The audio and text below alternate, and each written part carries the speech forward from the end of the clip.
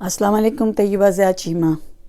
मौलाना फजलुर रहमान का धरना जो है वो मियाँ नवाज़ शरीफ को सूट करता है। मियाँ नवाज़ शरीफ इस वक्त जेल में हैं।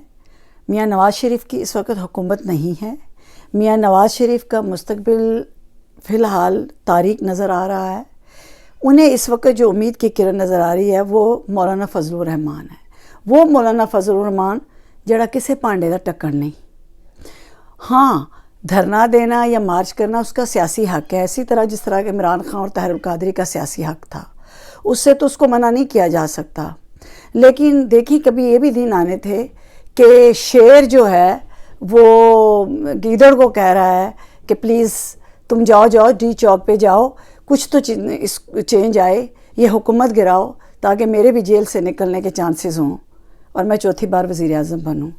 तो ये सारे करते आए हैं। जब ये इक़्तिदार में होते हैं तो ये जलाद और फ़रौन होते हैं।